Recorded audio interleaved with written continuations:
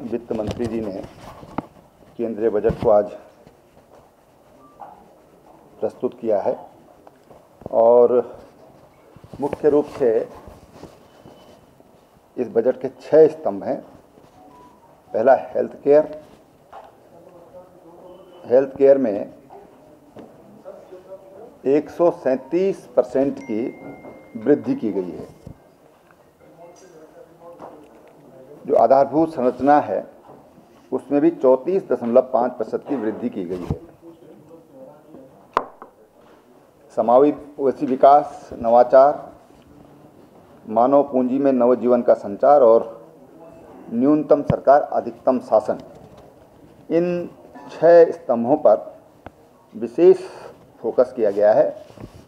और इसलिए मैं सबसे पहले माननीय प्रधानमंत्री जी का, वित्त मंत्री जी का बहुत बहुत धन्यवाद देता हूं कि उन्होंने कोरोना जैसी महामारी के बावजूद और इन विपरीत परिस्थितियों में भी एक ऐसा बजट देश को दिया है जो भारत की विकास दर को बढ़ाएगा, रोजगार सृजन पैदा करेगा और किसानों और गांवों का ध्यान रखने वाला, ख्याल रखने वाला ये बजट है, जो कुल मिलाकर देश की जो बुनियादी ढांचा है उसको मजबूत करेगा और जो स्वस्थ भारत की परिकल्पना है, सुरक्षित भारत की कल्पना है, वो इससे पूर्ण होगी।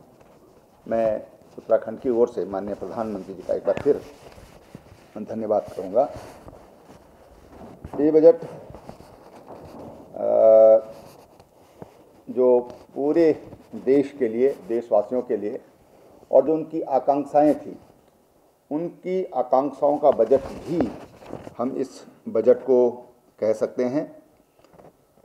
और माननीय प्रधानमंत्री जी की जो मजबूत इच्छा शक्ति है वो भी इसमें साफ साफ झलकती है। और अब हम देखते हैं कि पिछले जो इस साल में जो कोविड का समय रहा, इसमें कई बार छोटे छोटे बजट हुए। माननीय प्रधानमंत्री जी ने कल मन की बात में भी इसका उल्लेख किया था।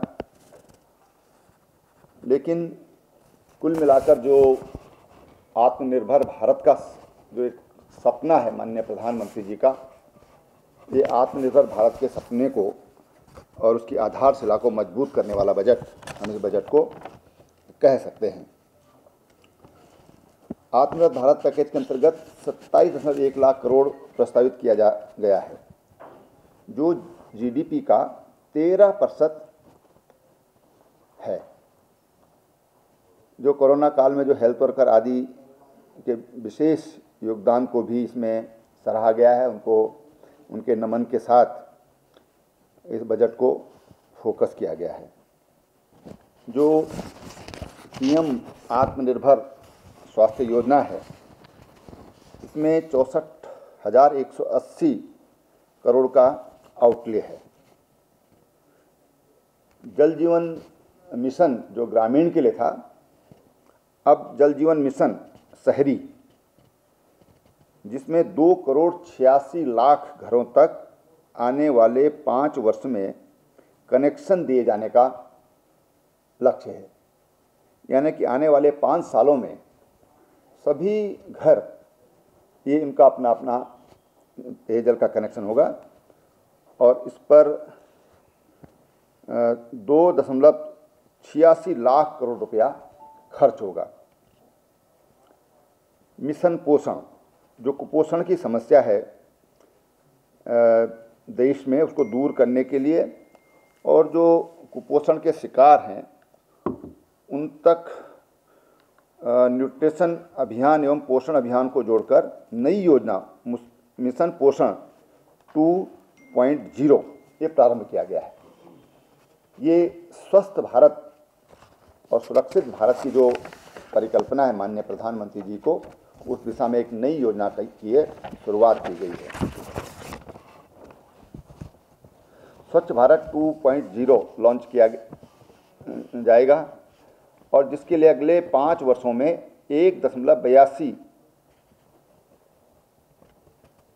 1.42 करोड़ का परिव्यय केंद्र सरकार द्वारा रखा गया है। इसी तरह से किसानों की आय दुगने करने पर सरकार ने अपनी इच्छा शक्ति जो है उसको कायम रखा है। उसको और प्रबल करने की दृष्टि से जो आधारभूत ढांचा है एग्रीकल्चर इंफ्रास्ट्रक्चर फंड, उसको 40,000 करोड़ रुपए तक बढ़ाया गया है। मैं समझता हूँ कि जब हम गाँव की बात करते हैं, किसान की बात करते हैं, तो 40,000 करोड़ की वृद्धि एक बहुत बड़ी वृद्धि है और मैं समझता हूँ कि किसानों के हित में एक महत्वपूर्ण कदम में उठाया गया है। एक और जो माइक्रो इरिगेशन फंड, इसको भी जो पहले 5,000 करोड़ रुपया था, इसको भी दुगना किया गया। ये 10,000 करोड़ रुपया किया गया है। यानी कि जो हमारा कृषि का क्षेत्र है उस दिशा में जो तमाम सुधार मोदी सरकार ने पिछले वर्षों में किए हैं, उसको और आगे बढ़ाने का काम इस बजट में किया गया है। 1,000 मंडी ई-नाम इलेक्ट्रॉनिक नेशनल मार्केट के साथ जुड़ेंगी। ऑपरेशन ग्रीन स्कीम के अंतर्गत खराब होने वाली 22 सामग्रियों को सम्मिलित किया जा रहा है।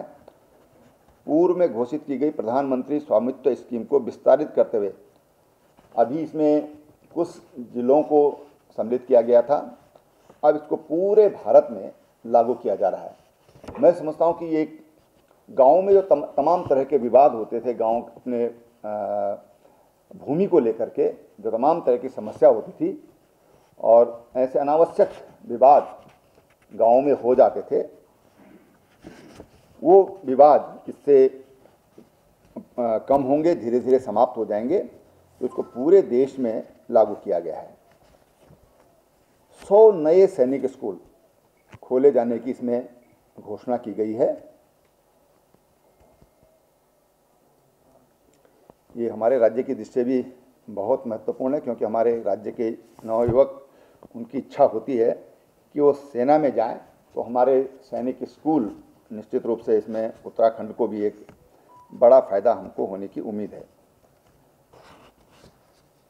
ये जो मेगा इन्वेस्टमेंट टेक्सटाइल पार्क, इनको प्राथमिकता दी गई है और इस क्रम में 7 टेक्सटाइल पार्क 3 सालों में बनाने का लक्ष्य रखा गया है। इसमें जो रोजगार है ये बहुत अधिक बढ़ेगा और जो रॉ मटेरियल है वो भी उसके उत्पादक भी इससे बढ़ेंगे। तो एक रोजगार के क्षेत्र में एक बहुत महत्वपूर्ण कदम हमें कह सकते हैं कि जो इस पार्क की है इससे होगा। किफायती आवास,